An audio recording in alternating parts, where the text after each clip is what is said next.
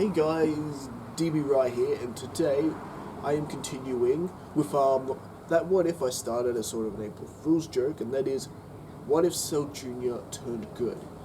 And we've done this story for quite a while now. We've done 4 parts, so now up to a part 5, and this basically told the story of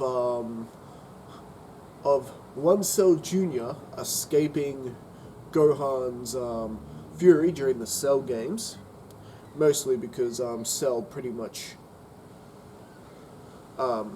gave birth to the Cell Jr. at the very last second during their final beam struggle, and basically this ended up with Cell Jr.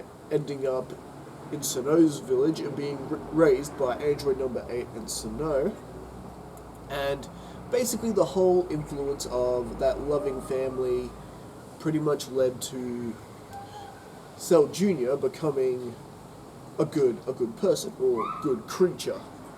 And after one day attempting to assassinate Gohan and his entire family, he ends up meeting the 2-year-old Goten, and they sort of form a bit of a friendship, and they've been secretly friends for like the next 6 years, around the time when Gohan starts going to high school. And at some point, Curry, that is what Sinnoh decided to name Cell Jr. after he wolfed down a bowl of curry when they first met him. Bit of a fitting name. Definitely a bit of Goku's influence in Cell at play there, wolfing down many bowls of curry. And this led to Sinnoh going with Curry while he basically introduced himself to the entire Z Warriors and the entire Dragon team, and pretty much most except Vegeta pretty much took to the kid right away, and this led to things in the Buu saga going quite differently, with Majin Vegeta taking out his frustrations on Curry instead of Goku. But that whole change led to the Buu saga going very differently, and they were able to defeat Buu really easily, with Goku and Vegeta still being there.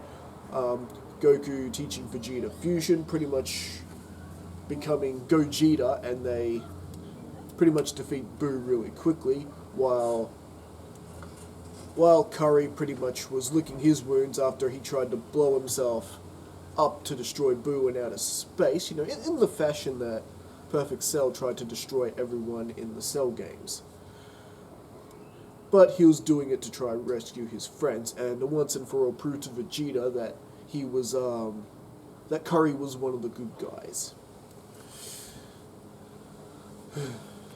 And now we moved on to the years, and Beerus has awoken, and that pretty much played out as per normal, but with Beerus and Whis sort of being quite curious about this Curry person. He was pretty powerful. They could sense Saiyan energy with him, but they could sense that there was a bit of Frieza within this thing as well. And Whis, of course, recognizing Curry's like, oh, hang on, isn't this one of the creatures who tried to destroy the planet? How interesting.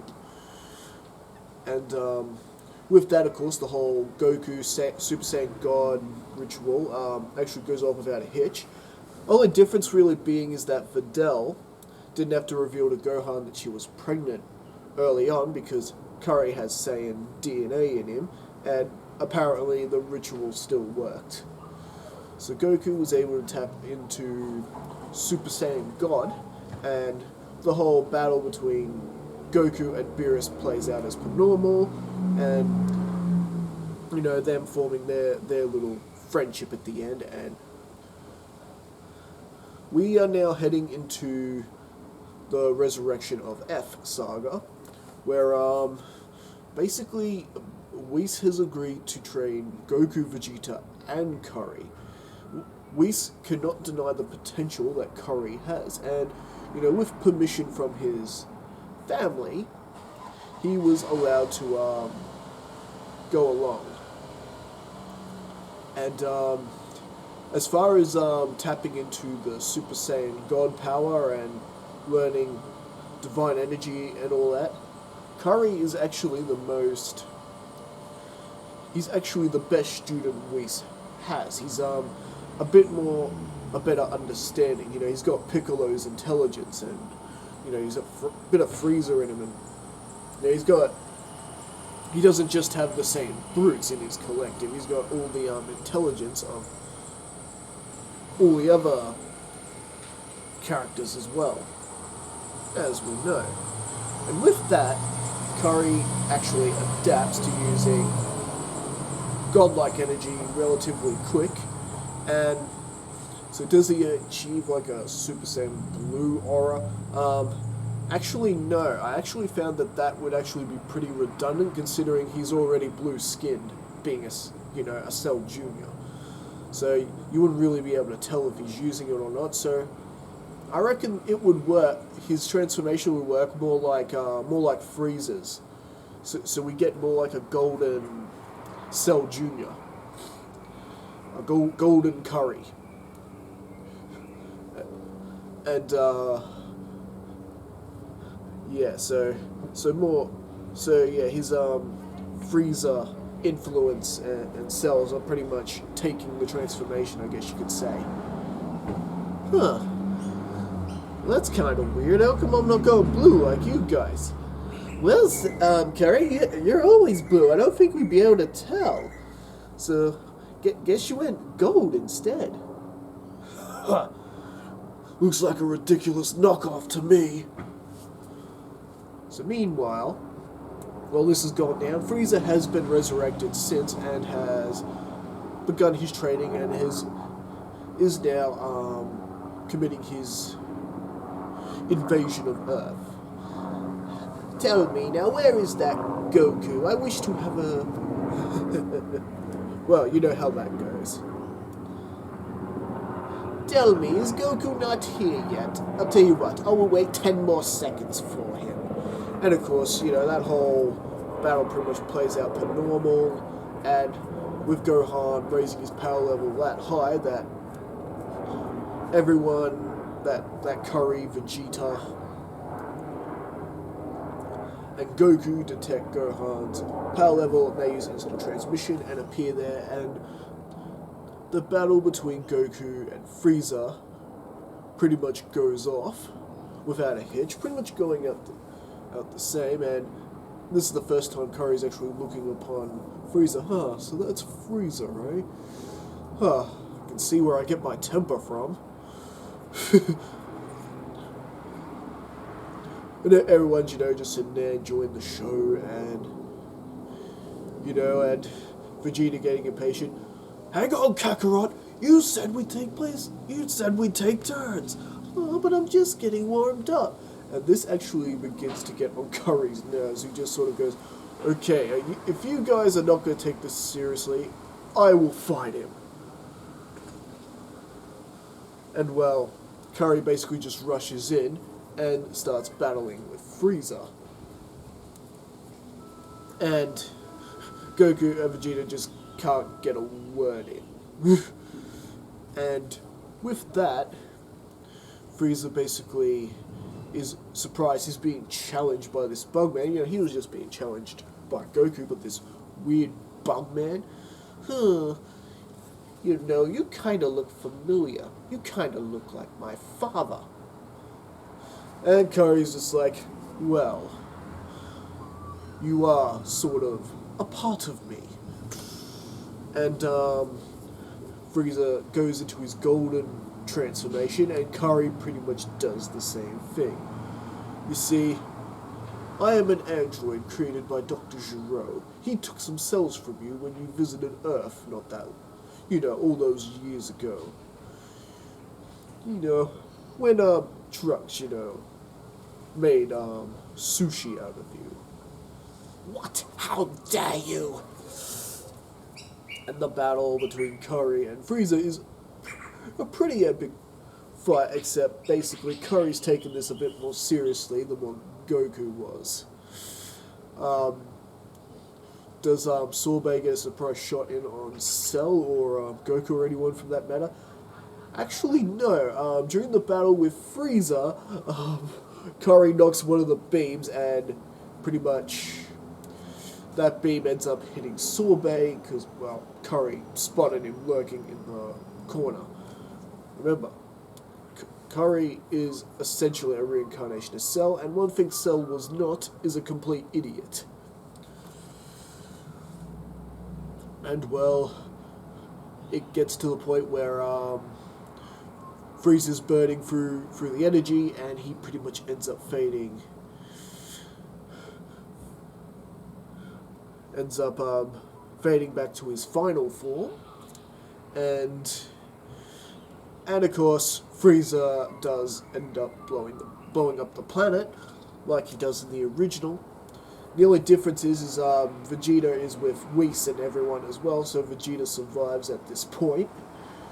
Pretty much Curry rest of the world is taken out, and Whis has to do his temporal time do-over to fix everything up. So basically Curry ended up making the same mistake as Vegeta. You know, playing with Frieza a little too much. Which is, you know, makes sense because he's got Frieza cells as well, and, you know, Frieza likes to play with his opponents too, so unfortunately Curry just has that flaw. Him, after his lecturing of taking this seriously, he's just as bad as Goku and Vegeta. He just won't admit it. So with that whole thing gets the whole temporal do-over, and Whis tells Vegeta and Goku to take this seriously. You only got a couple of minutes to stop this, because that's as far as Whis can go back.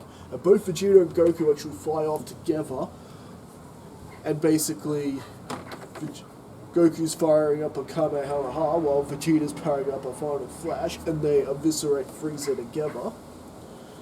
And basically fill in with Curry about what had happened, that he made a mistake and Frieza ended up blowing up the planet. Now, unlike Vegeta, Curry's actually thankful for this. He can actually appreciate what Vegeta and Goku just did. Unlike, you know, when Goku did that for Vegeta, Vegeta got all angry and defensive about it. And that pretty much concludes the Resurrection of F Saga, and I think that is actually where we'll leave things for right now. So what do you guys think? Did you enjoy this arc? And, you know, let me know in the comments of what you think. You know, I'm looking forward to the next one. You know, we get the tournament between the two brothers, the two destroyer gods, Beerus and Champa. So looking forward to doing that and seeing how Curry, if Curry makes any difference at all in this story.